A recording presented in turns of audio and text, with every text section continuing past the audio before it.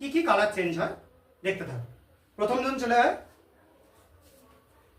এখানে KNO4 সলিউশনটা ও এই কন্টেনারটার মধ্যে ঢেলে দিচ্ছে, ঢেলে দে, বেশ রেখে দে। এখানে দেখো সলিউশনটা এখানে ঢালা হয়েছে। এবার এই সলিউশনের মধ্যে আমরা HCl সলিউশন মেশাবো, দেখবো কোনো চেঞ্জ হয় কিনা। তো দেখা যাক HCl সলিউশন মিশিয়ে পরের জন চলে আয়, ঢাল। দেখো HCl সলিউশন মেশানো হলো।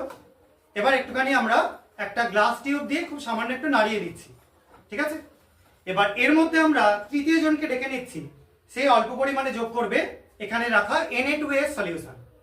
অল্প অল্প করে যোগ কর, আর তুই স্টারার দিয়ে কন্টিনিউ নাড়া এটাকে আরো কিছুটা।